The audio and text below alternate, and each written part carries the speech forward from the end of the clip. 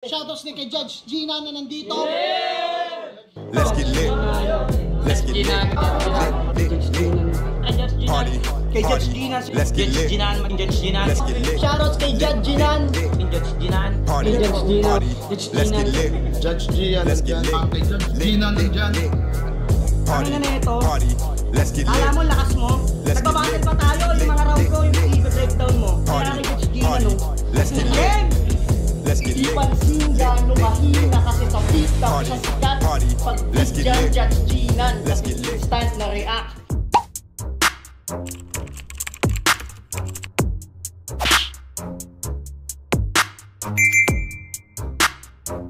In the yeah, put 'em in the yeah, yeah, yeah. If you feeling real good, put your hands in the yeah, put 'em in the yeah, yeah, yeah. If you feeling real good, put your hands. So what's up mga kumag, I'm back ang inyong online judge. Walang iba kundi Judge Gina. Okay guys, another review sa araw na to. So ito na yung di ko na alam kung pang ilang review na natin to, pero nakarami na tayo ngayong araw. So ito naman yung battle na re-review natin. It's Max 1 versus Sparrow. And shoutout kay Madam Lobelia Nadwa sa nag-request ng battle na to. So mabilis lang yung battle, 19 minutes lang. So parang around 1.5 minutes lang din to o per round, no? So parang ganun, 2 minutes, 1.5 minute, parang ganun lang. So ayan, the Snowing Sparrow, alam niya naman, isa siyang speed rapper. So sa tingin ko makakarinig tayo ng mga mabibilis na deliberation dito. So then kay Max 1, based sa mga na-review kong battle ni Max, more on ano siya, more on punto, more on mga statements, parang ganun eh, 'di ba? Pero sa tingin ko hindi naman siya total style clash. At some point may pagkakaparehas naman sila. So yun, tingnan natin kung anong klaseng battle to. First time ko rin siyang mapapanood, kaya big shoutout kay Lobelia Nadwa sa request mo na to. Sana magustuhan mo, sana mapanood mo. So game. Game. Unang banal kay Sparrow, pakinggan nyo! Hindi maaari ang mga pabara-bara mo na parang batang-bata. Pagkatapos tatawagin mo ang sarili mo na makata. Gamitan talatang inakala mo sa akin na nalababahibang kayata. Kaya mag-isip ka ng higit pa sa 2 beses ng utak ay panawakin mo. Huwag ka masyado na maging kaparin sa 2 panalo mo. Dahil kung nagkataon na namalapit ka doon sa Malabo, nakalaban mo ko dumalawang isa ka sa taga-protesta ko. Taga-protesta kong naubusan ng pag-asa at tinawag na lang akong idolo. Na sa amin natitulo sa 1-8 ang grupo ko. Ikaw boy, ano yung grupo mo? Grupo ng mga gutom na nagpapatrug na laman ng mga lata panlimos. Hindi pa naitabi pangalan mo sa flip-top sa YouTube, wala kang 1,000 views. Pwe, huwag kang umasa pre na ang lahat ng makakalaban mo yung mababala ang kalibre. Napakamalas mo, ba't naparapat ka pa sa isang alamat na nakadalubasa sa buong trabuhay ako ang mga ngaso kung ikaw ang tigre. Lagi kitang tutugisin para patayin, lagi ka na naman tatakbo para pahabain ang buhay mo. Gago, takbo! Mokswak, tang ina mo! Hindi ka na makakaahon para basibaan ang purak. Nililibing ka di sa alikabok kundi sa burak. Nang sa ganun ay hindi ka na makaukit ng pangalan sa rap industry kundi sa lapida na lang maisusulak.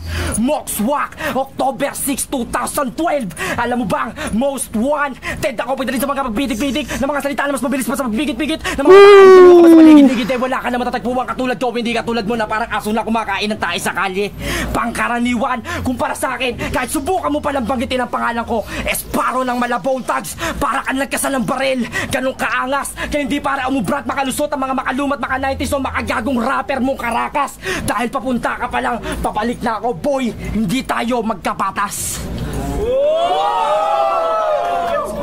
Putang ina. Round 1 yun Ang linis. Yun lang yung masasabi ko doon. Sobrang linis. 'Di ba nga sabi ko sa inyo, knowing Sparrow, makakarinig tayo ng mabibilis na deliberation dito. And yun nga ang nakita natin sa unang ikot. Tangina, bitin. Yun lang yung masasabi ko. Bitin yung round 1 ni Sparrow. Parang gusto ko na kaagad na mapakinggan yung rounds 2 and 3 ni Sparrow. Parang ganun ko siya, ganun ako nabitin sa performance niya. Grabe yun. Ang sarap sa tenga nung nakamultis doon na na paligid-ligid, Tangina, basta yung schema na yon, ang sarap sa tenga nun, puta. Ang classy lang pakinggan kasi kung paano niya i-deliver yung mga ganong klaseng mga salita. Ang linis, tapos hindi siya nabubulol, tapos malinaw pa din. Tangina, ang classy lang, no? Ang classy, ang ganda sa tenga, ang sarap sa tenga pakinggan nun. Solid yun, men. Ang lakas nun para sa akin. Ang ganda nung yung enerhiya na napanood mo kay Sparrow. Ang solid nun para sa akin. Max 1, pakinggan natin ha. Tapos saka natin bigyan ng huling judgment to. Yo, unang banat kay Max 1. Uy, Lyrical! Pati girlfriend ko dinamay mo! Respetado yun sa amin! Minsan, try mong dumalaw sa amin. Tatanggapin ka namin with open arms. Tapos gigilitan kita ng leeg. Ang bastos ng dila mo, maghugas ka ng bibig! At ikaw! Utangin na mo! Anong tawag dyan? Chicano loko?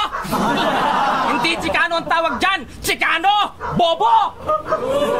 At bagong lahat, maraming salamat, Nico, nasan ka man, at Enigma, sa regalo nyo sa akin ngayon. Sparrow, maligayang pagdating sa Pampanga.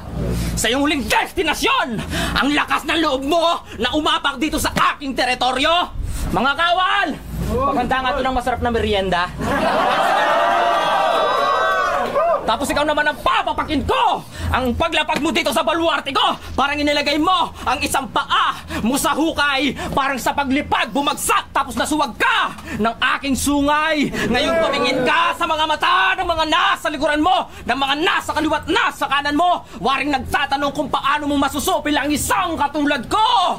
Pero teka, bakit ito ba yung kalaban ko? Mapapahiya lang tong batang to. Para kang si Tarzan na naligaw sa gitna ng syudad. Nakahubad. Nakakahiya.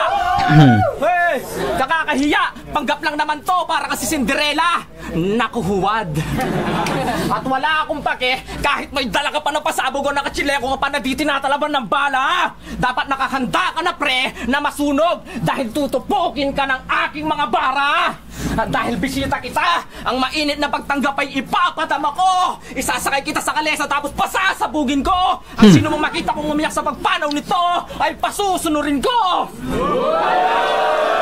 Ang lakas ang lakas gagi. Hindi tayo pwedeng magpantay. Parang mahirap at mayaman. Ikaw feeling sikat, ka lang na mayabang. Sparrow ng malabon tatatag na mas matatag pa daw sa pinapatag na pader na dimat-dibat-tibag.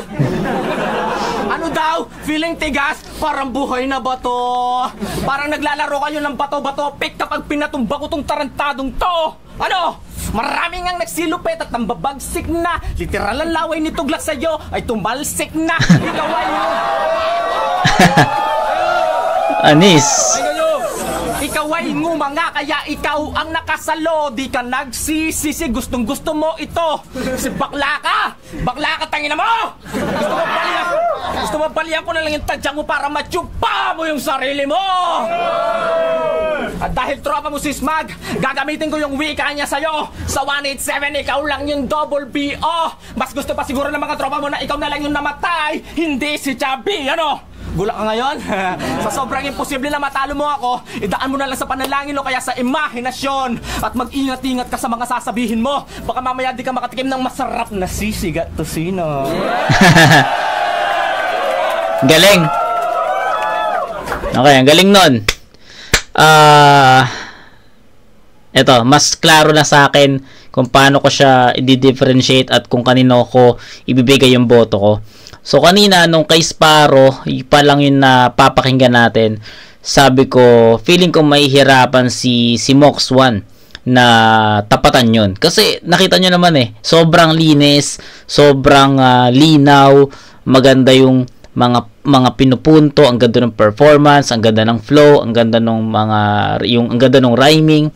So, almost perfect 'Di ba? Kaya sabi ko, baka mahirapan si Mox 1 sa performance ni Sparrow. 'Di ba? Ang kulang lang siguro kay Sparrow sa unang round is yung yung comedy or entertainment Pero sa tingin ko, sakop na rin ng entertainment yung ginawa niya kasi hindi naman naging dragging eh. Pataas pa rin yung performance eh, pati yung energy, ang ganda eh. Mapapalakpak ka nga dun sa ang ganda ng performance sa round 1 eh. Pero nung napanood natin yung round 1 ni Max 1 or ni Mox 1, eto para sa akin, mas nakuha ni Mox 1 yung momentum sa mas mabilis na na panahon, 'di ba? Siguro parang 1/4 pa lang ng rounds ni Max 1 o ni Mox 1, nakuha na niya agad eh. And sabi ko, konti pa. Kumbaga, nakakahabol, nakakasunod na sa performance ni Sparrow, pero hindi niya pa nalalagpasan. Pumapantay pa lang. Pero ayun, pumalo yung mga malalakas na linya ni Mox 1 at sa tingin ko, ayun yung naging rason kung bakit lumamang si Mox 1 dito. 'Di ba? Ang ganda nun. Actually, nung pinaro din niya yung yung We Don't Die, We Multiply, WDDWM, nung minak niya yon, ayun doon na totally nalagpasan ni Mox 1 yung performance ni Sparrow. Ang ganda nun yung pagparo din niya sa We Don't Die, tangin lupit nun. Kahit ako nagustuhan ko yun Tapos kung paano siya mag-deliver, yung ginaya niya si Smaglas, tangina niya, solid yun. So sa tingin ko, yun yung dalawang part sa round 1 ni Mox 1 na nagpanalo sa kanya.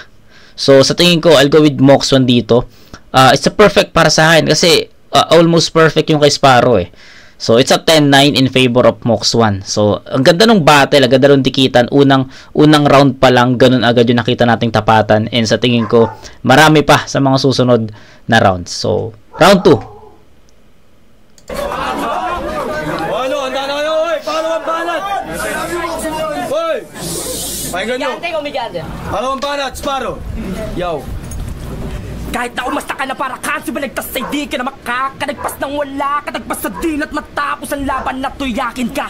Ako ang magsisilbing bugaw at ikaw ang puta. Pinakarahan ka naman sa dalawa na ulam mo nauna mo labang ngayon nakahanda ka na para maibenta. Kaya wag mo na subukan magpakalalim at manalangin na palarin na balakin mo sugurin na sagrado sa laban ng ikaw ang alay at aking pagkain. Ang mga ngitit, papurit, palakpakan, respeto pagkatapos ng oras mo ay kusang babalik sa akin. Putang ina mo kung maasa ka pang manalo sa digmaan na wala ka namang kalaban-laban. Kumbaga sa batas sa Pinas, wala kang karapatan. Di ka para mapansin dahil wala ka namang pinag-aralan. Mangmang, alam mo bang, hindi ka para kabiliban at kinabutan ng mga balat namin sa mga barat mo malata. Kahit tumatakay ka lang di ako nakahanda ay baliwala. Kasi nga, karanasan, yan ang dahilan kung ba't wala ka pa. Kaya kahit katiting na reputasyon, hindi maiarang ang pangalan ko kapag natalo ka. Kasi nga wala ka namang kabilang-bilang kahit na maipagsigawan mo ang pangalang Mox 1. Ang makatang makabayang kompositor na napakatangang hindi magawa-gawang kabisaduhin ng kantang lupang hinirang. Kaya kumbaga sa salitang kalye, isa ka sa pinakakahulugan ng salit. Ano yun? Ba't may ganong kalakas na reaction yun dun? Makabayang kompositor na napakatangang hindi magawa-gawang kabisaduhin ng kantang lupang hinirang. Kaya kumbaga sa salitang kalye, isa ka sa pinakahulugan ng salitang tolongges. Ganyang kakakupal. Paano mo ako aabutan kung ganyang kakakupad? At kung lahat ng MC sa Pilipinas ay katulad mo mag-rap, putang ina, ang rap game ay wala ng pagkausad. Kailanman. Time? Pangalawang banat! Ikli! Ang ikli! Ikli nun. Bumaba to. Ito naman yung part na bumaba para sa akin. Tsaka nagulat ako dun sa reaction ng crowd dun sa about dun sa lupang hinirang. Ang lakas ng reaction para sa akin hindi naman siya ganoon alam mo yun, ka powerful Kumbaga so lang, pero hindi siya haymaker na matatawag Kaya nagulat ako doon bakit may ganong nagulat ako doon may ganong ang tawag dito, ganong reaction, 'di ba? Ang hindi ko alam ano nangyari doon, yung part na yon, hindi ko alam kung katropa ba yon ng katropa ba yun ni Sparrow, kagrupo ba yun ni Sparrow, we don't know. Pero ayun, sa tingin ko humina yung round 2 ni Sparrow. Maganda yung round 1 niya, kumonekta or sabihin nating mas effective, hindi. Mas klaro, mas tumatama, mas epektibo compare to this round na medyo hindi ganon ka effective. Tapos yung deliberation same pa rin naman sa 1, pero feeling ko may kulang nakulangan tsaka ang ikli ng round ni Sparrow dito sa round 2. Parang parang kakaumpisa pa lang niya, tapos pinapakinggan ko biglang tapos na. So medyo nabitin lang din ako sa round 2 ni Sparrow. Tapos yung mga punto niya, feeling ko hindi rin siya ganun ka effective. Okay? So Mox 1, pakinggan natin. Mox 1, Wala daw akong pinag-aralan. Nagpapatawa siya. College graduate ako, tangina ka! Lakas ng loob mo na magsalita ng ganyan? Matanong ko lang, sinong nagpapalakas ng loob mo? Si Batman? At si Batman ang motto mo, nagsasayang ka lang ng pagod mo, pare ko. At putang ina mo, di mo ko madadaan sa bilis mo. Sa sobrang bilis mo, nabunggo ka sa sariling likod mo. at sa sobrang bilis mo mag-rap, gago, ano yung snake? at sa sobrang bilis mo mag-rap, intro pa lang, tapos na yung verse mo. Wala nang rap-rap, putang ina, lukas na nga naman sa LOL.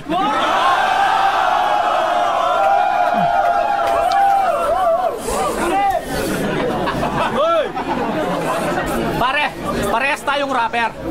Pero ang pinagkaiba natin, ako nagra-rap para mag-express. Ikaw, nagra-rap para pa-impress. Tapos yung mga linya mo, dinadagdagan mo ng papapantig para bumumukhang mabilis. Di mo ko mapapabili. Puta rages, yung flow mo nakakainis. Oo, nakakainis. At, Enigma, yung pangalan ng grupo niya, Malabon Tags. Uy, makinig kayo. Ang pangalan ng grupo niya, Malabon Tags. Gago! Walang tag sa Malabon. Meron doon, baha. Meron doon, baha, na may sangkad na ihinandaga na pumasok sa may eksemang paa. Huwag ka nang umeksena, supot ka patanga. Papunta ka pa lang, pangalong pugot na kita. Galing? At dahil tropa mo si Smag, oh! Ba, huwag kang magsalita kung nagsasalita ako, tangina ka. Ikaw sumisigaw ka pa, putang ina ka, baka nakakalimok ka kung nasan ka.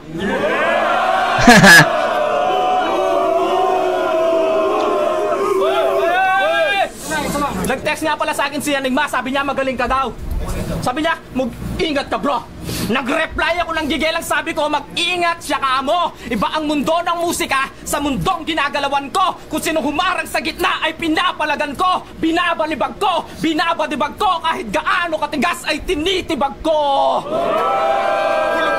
Hulog ka sa bitag ko. Kung sino man ang mahawakan ko ay kinakalagkad ko. Alam ko naririnding na parang ang tenga mo ay kinakalampag ko. Nagkaroon ka ng daga sa dibdib na parang binabagbag ko. Ako ang hadlang sa pamamayagpag mo. Ngayon masasaksihan mo ang tigas ng Kapampangan. Katumbas ko ay 4 na alas. Di mo ko kayang sapawan. Galing. Time? At sa 1.87, pasensya na kung babawasan ko kayo ng isa. Di na muna makakapag-multiply. Pero sa libing niya, magsama-sama ulit kayo. Compress na para bang zip file. At may compress zip file, okay. Wala ka na kang trabaho. Kapag wala kang makain, nagdadabog-dabog ka pa. Putang ina ka. Putang ina ka. Malayo ang mararating mo sa estilo mong ganyan. Kaya ngayon pa lang maglayas-layas ka na. Time. Palimbanat kay Sparrow. Okay, ayun puta, ang layo na agad nun, ang powerful ni Mox 1. Malinaw. Ito yung pinakamalaking gap. Kasi yung round 1, 10-9 ko 'di ba? Kasi malinis pa yung performance ni Sparrow doon. Malinaw. Tapos kumokonekta pa kahit papaano, kahit pa isa-isa, dala-dalawa. At least andun yung punches, andun yung skills, andun nga yung flow 'di ba? Almost perfect nga yun 'di ba? Sabi ko nga sa inyo. Pero yun nga, yung performance ni Mox 1 kakaiba yun sa unang round. Tapos pagdating sa round 2, actually naulit niya hindi nga niya naulit eh. Mas naging malakas pa si Mox 1 dito. Nagkaroon siya ng mga freestyle na nasa gitna, 'di ba? Yung may sumigaw, na napasukan niya pa ng linya, nag-freestyle pa siya doon, 'di ba? Tapos yung mga references na binitawan niya kay Sparrow, hindi mo pwedeng hindi iskoran eh, kasi ang ganda ng pagkakagawa, ang ganda ng kaka-set up, ang ganda nung suntok, ang ganda nung pasok nun, 'di ba? Ang ganda eh, 'di ba? Ang classic lang din kasi sumasabay si Mox 1 sa speed ni Sparrow. Tapos pagsabay niya doon, binabali niya 'yun na aanuin mo yung bilis sa sobrang bilis. Alam mo yun, kina-clown niya yung estilo ni Sparrow. Yun nga, 'di ba? Sabi niya, sa sobrang bilis mo, nabunggo ka sa likuran mo, 'di ba? Ano yung Snake, 'di ba? Ganoon sa Snake, 'di ba? Kung sa mga nakalaro ng Snake before, ganoon 'yan, 'di ba? So, ayun. Sa tingin ko, ang layo masyado ng gap ng clearance ng round 2. Bumaba yung energy ni Sparrow sa round na to. Tapos kay Mox 1 tuloy-tuloy. Actually, tumaas pa nga yung energy niya dito eh. So, sa tingin ko, in terms of effectivity, actually, kahit sa effectivity mo na lang tignan to eh. Lamang na lamang si Mox 1 dito. So, yun, it's a 10-8 in favor of Mox 1. So, that's 20 points versus 17 points. So, first 2 rounds ni Mox 1, sa kanya yun. Ibibigay ko yun sa kanya. Round 3. Yo, kahit dito sa teritoryo mo, kahit ikaw pa magsilbing pinakamatalim at kahit anong yung gawin, titiklop ka sa akin na parang balisong. Ganyan na ako kagaling. Alam ko sa unang round pa lamang ay napatunayan mo lang hindi ako marunong magsinungaling. At oo, dito sa mundo sinasabi mo, marami nang nagsipagtubo ang mga pangalan. Kaya ipagdasal mo o ipagdasal nyo na ang flip top ay wag mawala. Dahil parang Harlem o Kripo, kapag hindi na uso, kayong mga bobo sumulat ng kanta, sabay-sabay mawawala.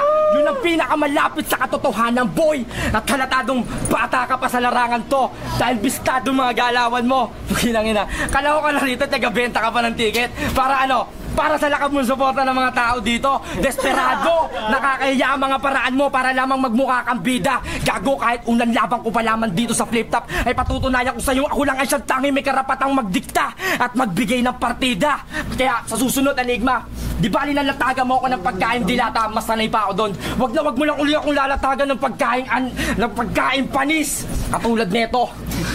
Kaya pasalamat ka. Hindi ko na ginawa pang linya magpatawa dahil kontento na ako na sa tuwing lalabas ka sa YouTube o mapapakinggan ka ng mga tao ang sasabihin, uy, si Mox 1, yung trying hard na flip topper, dugong aso, matapang, napakatapang, pero dito sa flip top, ginawang bata ni Sparrow. Kaya pag senyas ni Enigma ng time, putang ina, umuwi ka na. We! Lumaylay si Sparrow dito. Strongest round niya yung unang ikot, yung round 1. Strongest round niya yun. Pagdating sa round 2, bumaba. Then, pagdating sa round 3, feeling ko nag-collapse na talaga siya doon eh. Tuloy-tuloy yung performance. Hindi niya nakuha yung momentum eh. So, tuloy-tuloy yung performance. Okay naman, malinis, pero yung punto, yung bigat, yun yung nawawala unti-unti. 'Di ba? So, feeling ko medyo nag-collapse ng konti si Sparrow sa round 3. 'Di ba? Feeling ko nga yung round 3 niya is hindi umabot sa performance niya sa round 2. So, ganun eh. Pababa. Round 1 strongest, round 2 bumaba ng konti, then pagdating sa round 3, yun yung worst round niya. Yun lang. Round 3 ni Mox 1. Timbanat kay Mox 1. Pinapauwi ako. Nagpapatawa ka talaga. Pinapauwi mo ako, dito ako nakatira. Kung makapagsalita ka, parang tunay na tigas. Takot ka naman sa multo. Sinabi, oo, totoo to. Sinabi sa akin ng kaibigan mong Judas, kaya may patunay ako. Isang gabi, may nag-GM daw sa kanya na ang taong din na kilala sa panaginip niya ay maaring multo na nakatitig sa kanya habang natutulog siya. At pagkatapos niya mabasa yung text, ayun, sa kumot ng talukbong ng pilit, tinitiis ang init kahit may pawis na malakit, basta di daw siya makakita ng multo na pangit. Ang kapal naman ng mukha mo, pati kilay mo, kahit multo matatakot sa mukha mo, tarantado. Yan ang napapala mo sa kakahit-hit mo ng ligaw na damo. Pinadala lang kaibigan mo, pinitpit na dahon ng oregano, tapos sinindihan mo.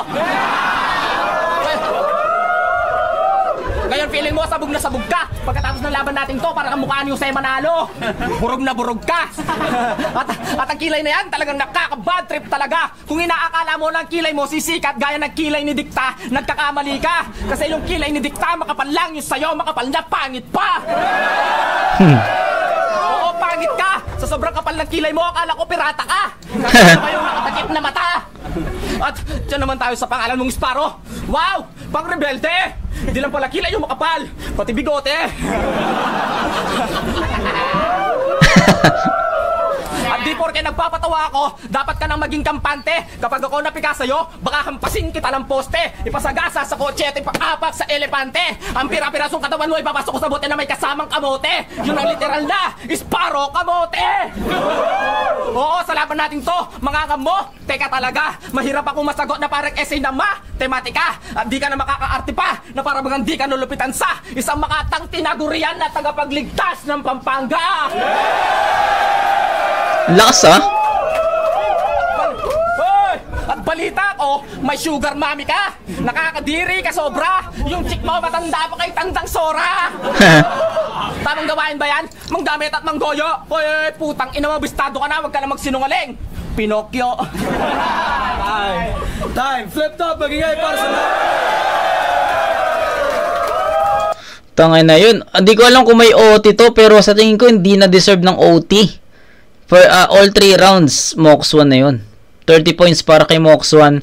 De 9, 8, 7, 15, 24. 24 points para kay Sparrow. So, ayun, hindi ko nabibigyan ng judgment yung round 3, guys. Kasi, unang-una, first 2 rounds pa lang, nakuha na ni Mox 1 yung boto ko. Then, pagdating sa round 3, kahit i-judge mo yun, makikita mo na consistent yung performance ni Mox 1 eh.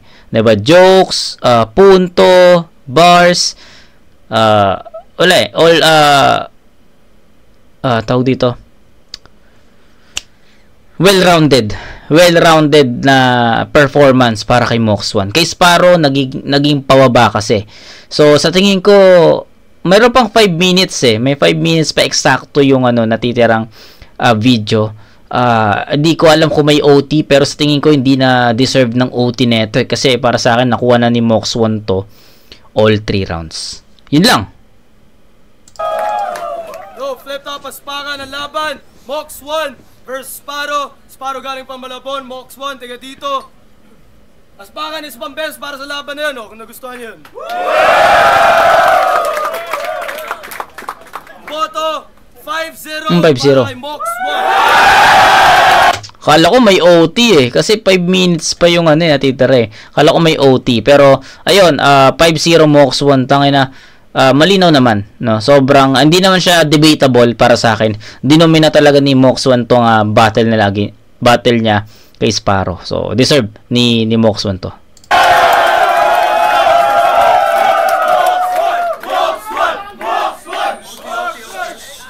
Maraming salamat sa party piknikan, kay Enigma, kay Nico sa flip top, at kay Sparrow. Putang ina, napakagaling ta. Shout Sparrow. Lang para. Kay Flip Music, judge ako sa Sparrow versus Mox 1. Ang pinili kong manalo is si Mox 1. Dahil 3-0 yan 3 rounds to Mox 1. First round, bilib ako sa tapang ni Sparrow kasi first time niyang pumatel, tapos gusto niya siya pa yung una. At astig yung niya, bars at flow, yung double time o triple time man yun, ang galing. Ang linaw eh, no? Kaso, battle-wise, mas lamang si Mox 1, siguro dahil sa experience, mas yes. lamang siyang elements, may comedy at alam niya kung kailan siya magbabagal, kailan yes, siya tama. So, dun, mas naiintindihan si Mox 1 ng audience. So, yun, round 1. Sa round 2 naman, ang naging nagpatalo para sa akin kay Sparrow doon is kasi yung oras ni Sparrow sa round 2 is maiksi. Maiksi nga. Mox 1, ang nagdagdag sa points niya kung bakit ko binigay yung round na yun is mas mahaba na yung time niya, mas nasulit niya na. Tapos na-impress pa ako dun sa isang freestyle sa gitna. Yung biglang may sumigaw. May yung sa likod ni Sparrow yun. So binigay ko rin kay Mox. Diba? Sabi ko sa inyo eh. Classic eh. Bibigay ko na dapat kay Sparrow dahil dun sa lines niya, sa pag nalaos na yung top, may mukhang tanga yung di marunong gumawa ng kanta, yung mga ganon. Ayos sana, kaso maiksi pa rin kulang pa rin sa kumpara dun sa ni Max 1 kasi nga gaya ng sa round 1, mas lamang si Max 1 sa elements ng battle. Okay si Sparrow, puro bars, straight bars, flow, pero battle wise talaga kailangan marami kang kayang gawin So, Max 1. Well, itong laban na to, napakainit, napakatindi. Salamat kay Sparrow sa pagpasok ng flip top, napakalaking sa flip top yon. Tsaka maganda yung battle, malakas, pareho, kaso iba yung flavor ng dalawa. Si Mox 1 medyo mayroon ng lakas dahil medyo sanay na sa ganitong liga. Si Sparrow medyo bago pa lang, pero bilib ako dahil inuna niyang mauna sa laban kahit first time niya pumasok sa flip top. Malakas yung mga bara niya, talagang pang underground, tsaka talagang may mga linya siyang talagang tatagos sa'yo kung talagang makikinig ka.